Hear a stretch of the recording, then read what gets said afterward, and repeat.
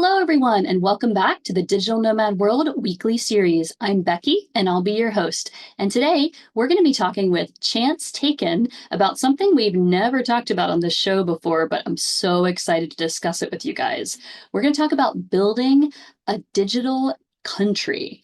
Why, where, and how. So let's talk about it, Chance. First of all, welcome to the show. Cheers. Great to be here. Thank you. And so, if I understand it right, you are currently working for an initiative called Plumia, as that's part of SafetyWing, that is working to build a digital country. Is that right?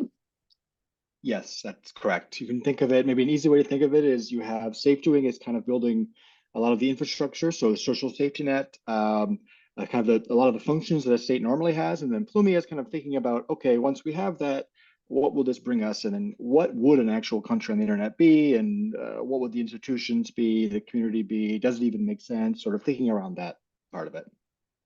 All right, so excited to dive into this. But first, I wanted to ask you, Chance, about your background. What is your digital nomad or remote work journey like? How did you get started? And also, how did you get started working for Plumia? So I'm assuming this is probably very similar for most nomads. It's kind of a winding road, I could say.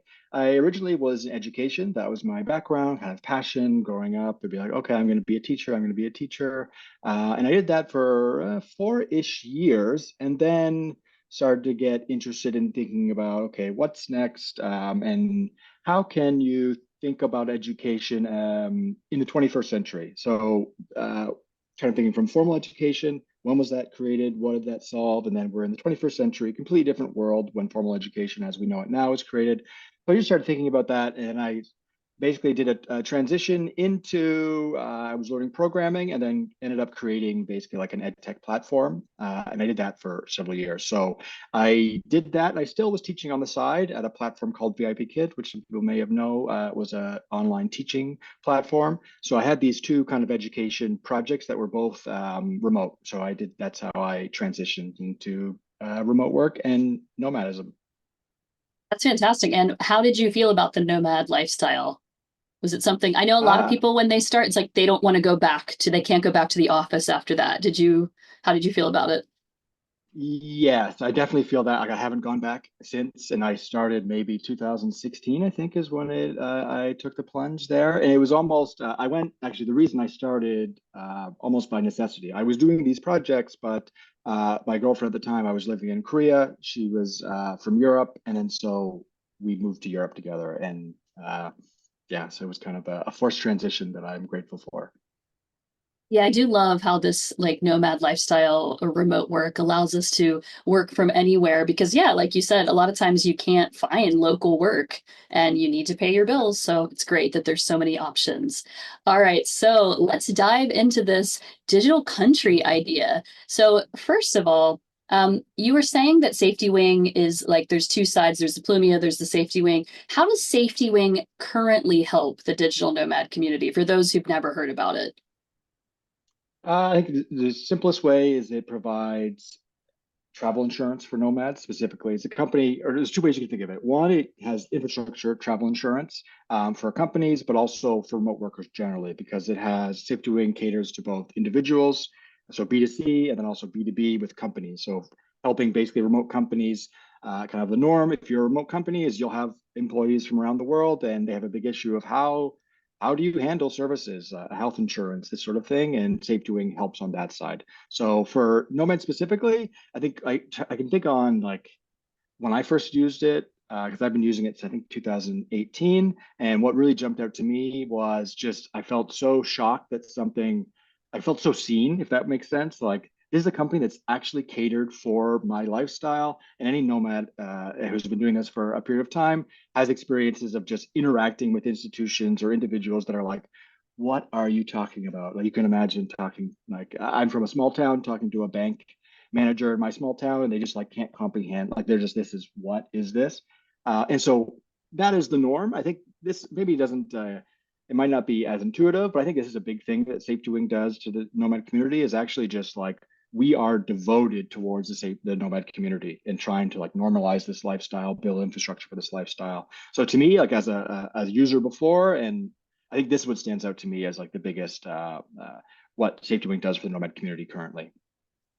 Okay. And I'm thinking like you know that Plumia is starting to build the other side, like you said. But my first question is like, why? Like, why are you trying to build a digital country?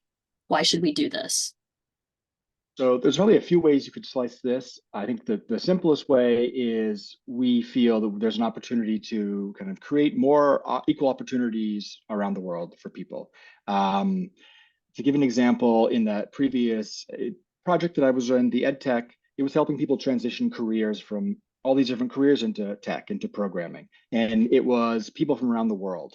And one of the things we would do is we group people together into teams to build projects together to kind of gain experience and build skills like collaboration. And you'd have inevitably these situations, you'd have someone from Nigeria match with someone from the UK or Canada. And over time you'd see, okay, you can have a case where someone's from Nigeria could actually be like the best programmer of the bunch of like 500 people in this whole batch. But their opportunity base is just vastly lower than someone who's just born in a country where their passport allows them the opportunities to basically go anywhere, or not anywhere, but have opportunities to go places that the person who builds these skill set just wouldn't have just because they're born there. So I think that's kind of like the driving thing that like really propels people, I think, at the company or in Plumia generally.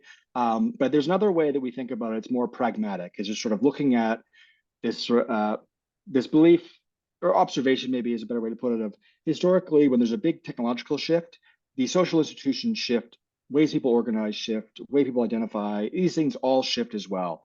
And so we kind of view this as, something like this is probably inevitable. We don't really know, or personally, I think it's difficult to be like, hey, this is what's going to happen. It's not like a rah rah, like we believe this must happen. We think this is something like this is likely happening, and we can use this opportunity to create something in the world that we think should exist.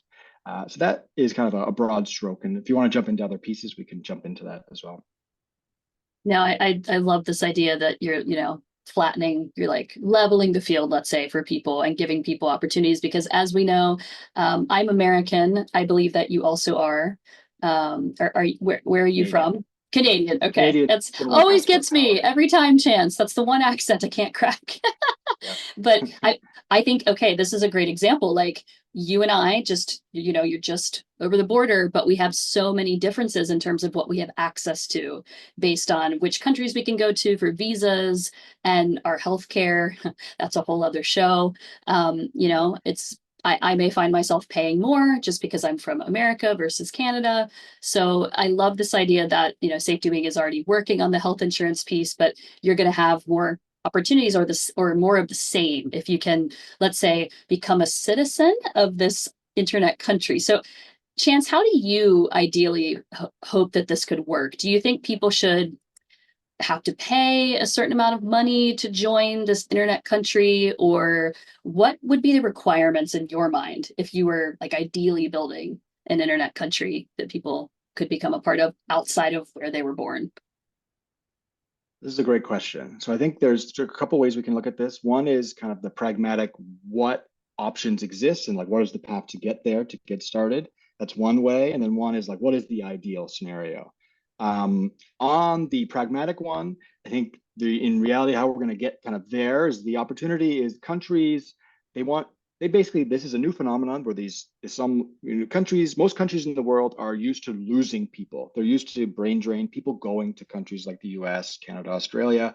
They're not used to the opportunity of people potentially coming there in the same way. So countries right now are very open to experimentation around this, and you might be able to create something that allows this mobility if you basically say, hey, we can help you get access to these people that are really ambitious, very skilled, all of these things. And they can go, oh, maybe we don't need to worry about our kind of old legacy system. It's like, oh, you're from this country? No way. We won't even think about you. And even if you have the skill set and we think you could be valuable to country. So that I think is like the pragmatic way. So that'll be, that if you go that path, there's certain things that have to go. You'll have to have, basically be on like meritocracy of what skill set you've built and, what countries are open to valuing and that sort of thing. So that is kind of the step there. It's not the perfect scenario, but it is a path towards like a pragmatic path towards that.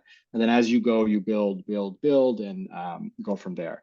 The ideal one is a completely different question, and I think that is one that's really open for discussion. I don't feel I could say my opinion on certain things, but I think it's very much like, what is citizenship in this era or in this scenario? You know, what are the things that a country would want if you're thinking of it as an internet country? And what are the, what are the values behind that? What are the, all of that I think is like really interesting.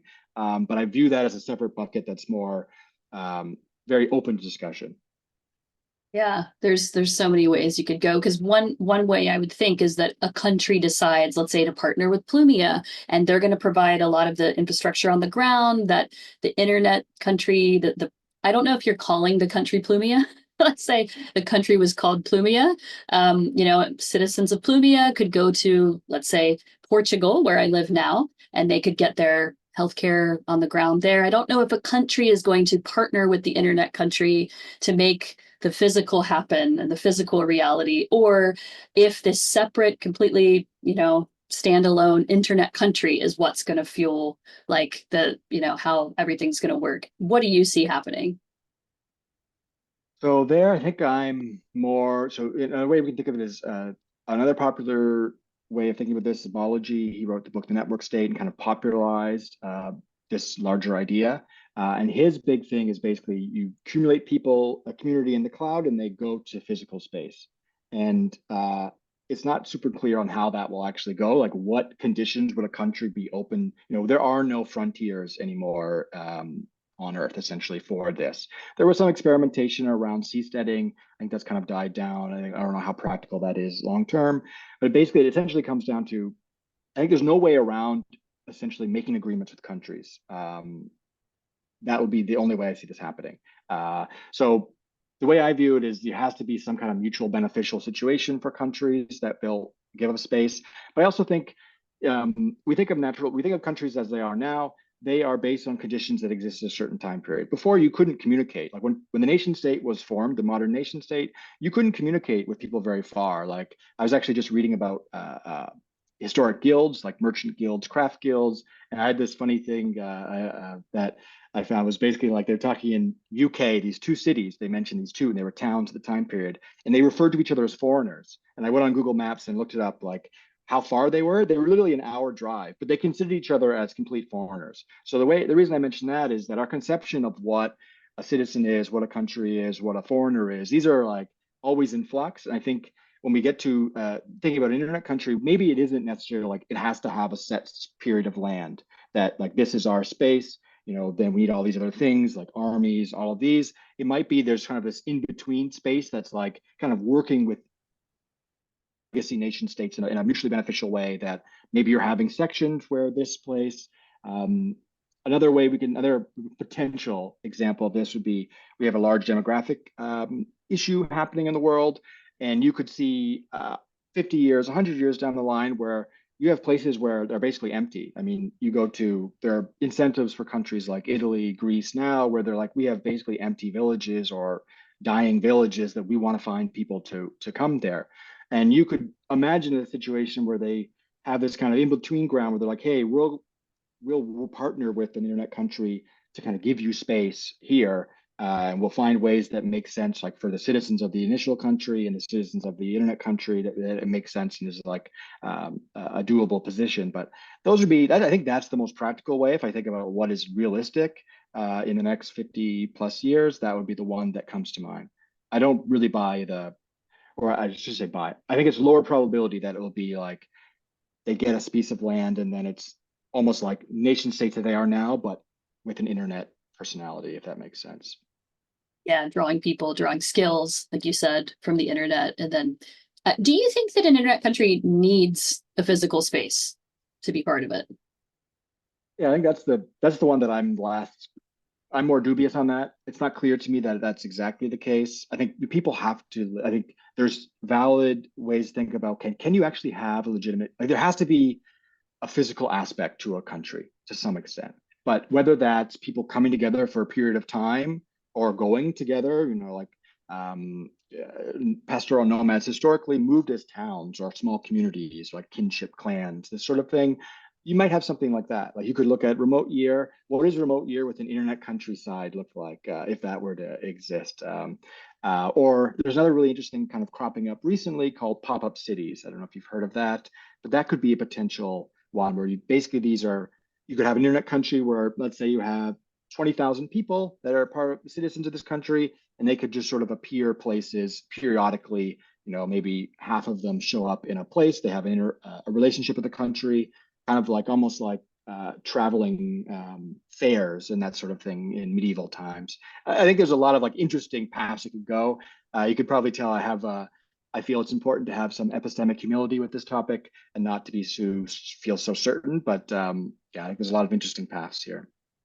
Yes, and things are definitely in flux. Also, I know we're at the beginning of this conversation, but like the thought that there could be multiple internet countries as well, and then they're going to start competing and taking their own shape. And how do you decide which one of those to choose? It's once you take this digital, the sky is the limit, really. Yeah, that's a great point. Actually, that's another thing that kind of on the why question that I think definitely resonates with me and a lot of people at the company is the idea that countries could potentially compete, or the idea of countries competing for citizens. I think this will happen inevitably if demographic uh, conditions continue as they are. But I like the idea of countries having to compete for citizens, quote unquote, or jurisdictions. Maybe another way to do it is jurisdictions. Like I think it'll also be not just countries; it'll be municipalities, like smaller locations or cities will be trying to attract people, which already exists now. You can think of maybe what was it like a couple of years ago in the US, Amazon was saying they'll have a headquarters somewhere. And it was kind of insane how or cities were like trying to give incentives to get that there. I'm not saying it would necessarily be like that or if that's even what we want, but I think that's an example. Yeah. When do you think that this is possible? Like what, for example, Plumia is working on? When do you foresee the SafetyWing side and the Plumia side really integrating together and forming this country?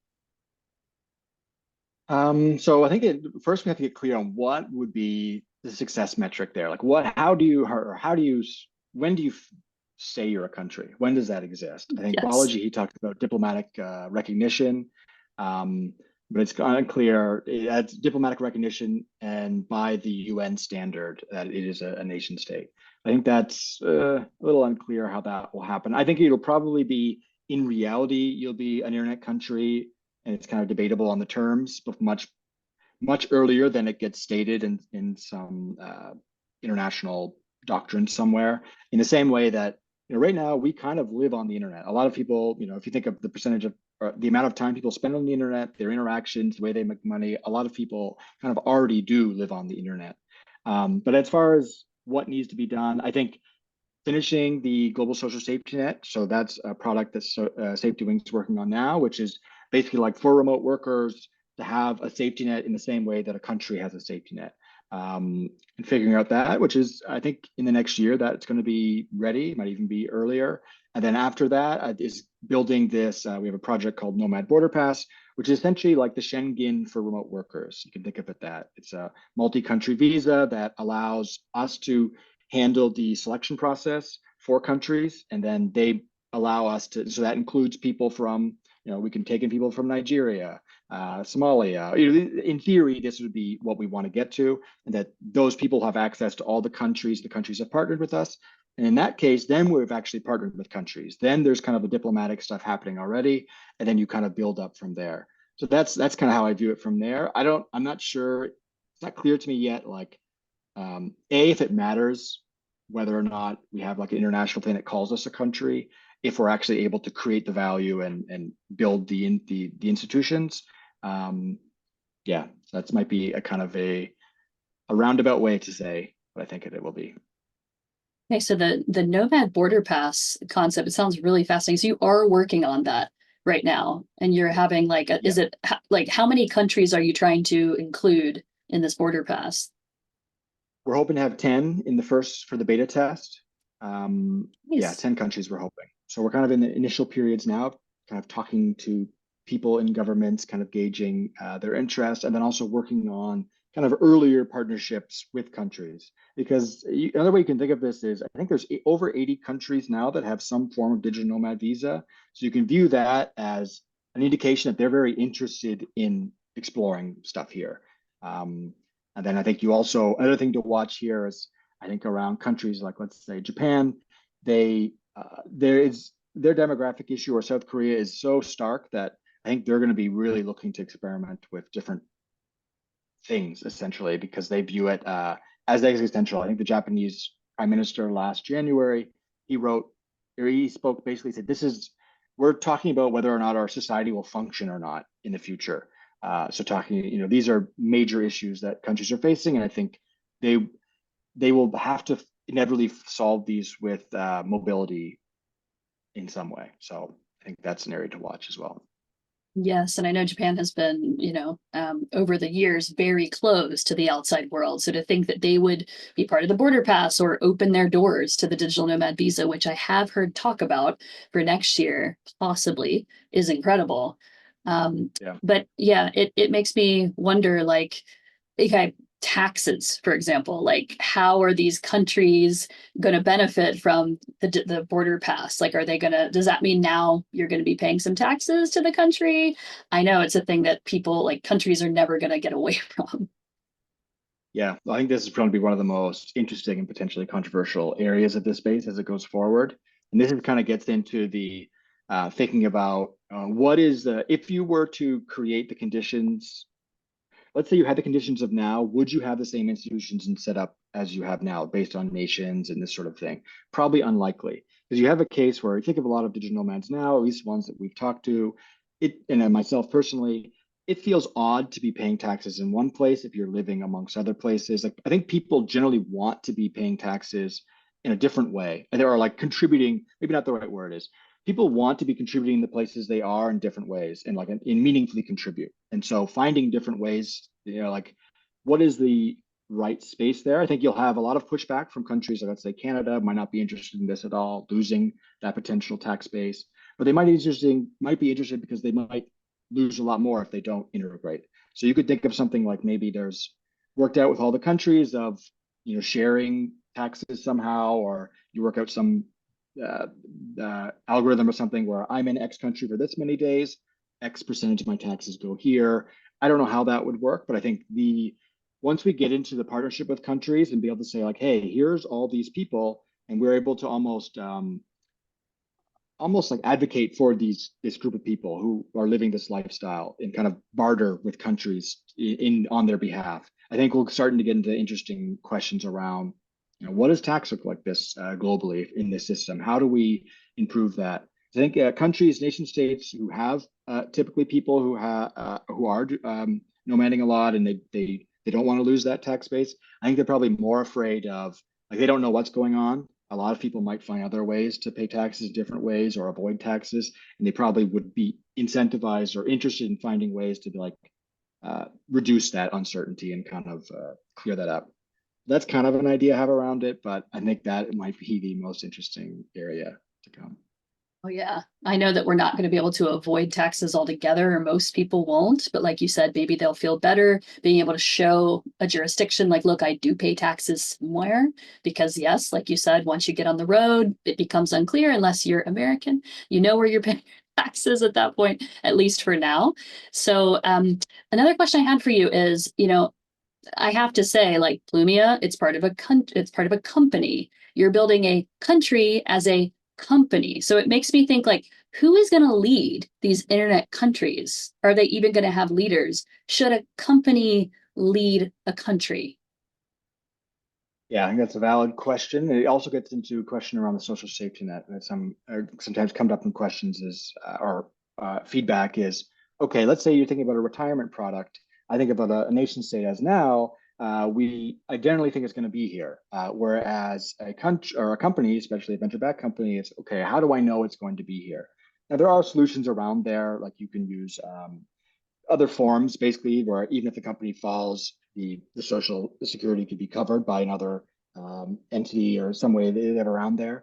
But that doesn't get to the question of, okay, who leads the country? How does that work? The way that I'm thinking of it now, or this is the way I think is probably the most likely, because I don't think it'll be feasible. You won't have people, they won't accept that essentially. They won't accept like a dictator model. I don't think in long term. In short term, if they kind of build out the infrastructure, they might be open to that. But long term, they'll want something more democratic, is my assumption. And the one thing I'm exploring right now, I don't have answers to be clear there. But one thing I'm Yeah. exploring is, let's say, somewhere like Switzerland. How did Switzerland form? Switzerland has a really interesting political system in that they're very close, like a direct democracy. They have these things called cantons. Are you familiar with Switzerland's background? Yeah. Partly, I know about the Oh, cantons. Yes. they have these basically like somewhat autonomous cantons that come together. And they historically came together as three, and they kind of built on there. And I think that could be an interesting model where you have essentially tribes that are their own kind of self-functioning tribes that are part of a larger, like strung together into a larger country.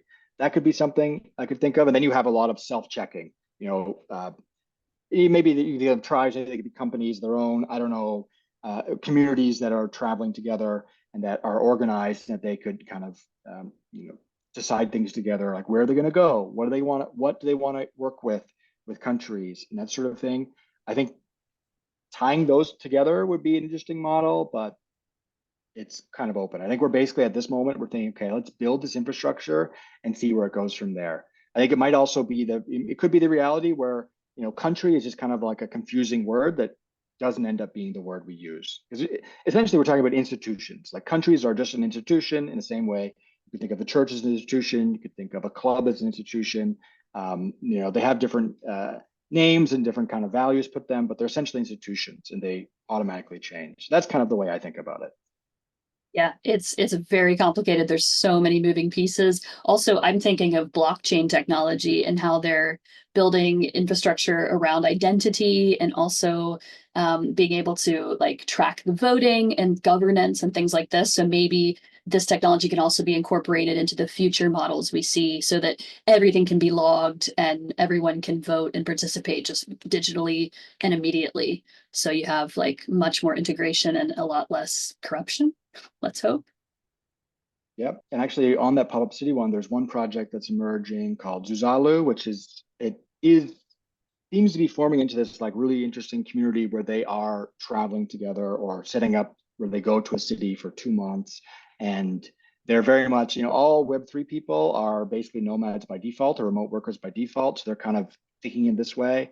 So you could imagine, let's say 30 of those type of groups come together of, mixing between 100 to a couple thousand people. Like, they have the same needs as, remote workers as far as like a social safety net and some representation.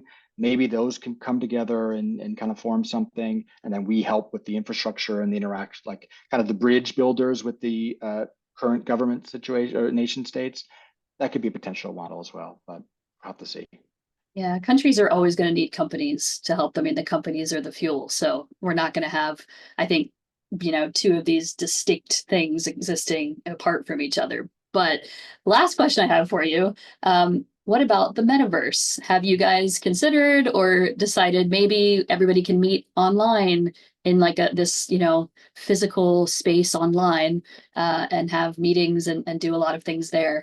I know for a while, a couple of years ago, a lot of these things were being built up and, Meta, for example, is really trying to have people meet in the metaverse. Do you foresee this being a future part of an internet country?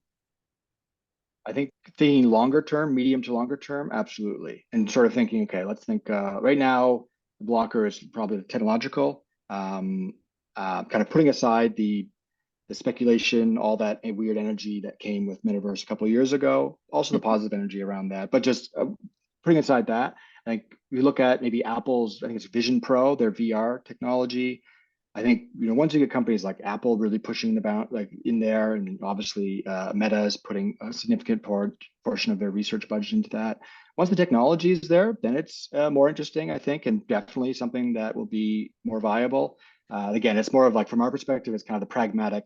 Once the technology is there, things shift, and so assuming, yeah, I I'm pretty certain that if that technology gets there, then this will open up kind of a different ways that we are thinking about things and experiencing, whether it be travel. Maybe we don't go. Maybe physical places lose some of their value. Maybe not, but yeah. So that's how I think about it. Have you seen Ready Player One, Chance? Yes, I read the book years ago and got super excited about it. Both excited about it, it's an amazing book, also kind of a harrowing book in some ways. So yeah, yeah. I remember it because it's based in my home state of Ohio, and the people in Ohio are always putting on their headsets to escape Ohio and go into the metaverse, basically. So I think a lot of these places that may not seem so ideal, like you said, we're going to want to get into the Vision Quest Pro and escape and meet people more online. So it's going to be interesting. Will countries be what comes out of this? Will we all get more of a level playing field to be physically traveling because we're part of an internet country? There's so many possibilities, and it's been really fascinating to talk about this stuff with you. Yes, it's great to chat about it. Thanks a lot. Yeah. Do you have anything else you would like to add about this before we go? Um, no, I think if people are interested, feel free to reach out and always happy to chat about this stuff. Thank you. And I wanted to ask one more time, what is the name? Could you spell the name of, you said Duzalu, the Uh, Web3 group? Zuzalu. So it's Zuzula, I think. Yeah. Yes, just I don't know if I heard that right, so I wanted to confirm for everyone. Chance, once again, thank you for joining us. I hope Plumia continues to build this internet country. It's going to be really interesting to see what comes out of this and what we have in the future. Cheers. Thanks a lot, Becky. Thank you and have a great day. You too. Ciao.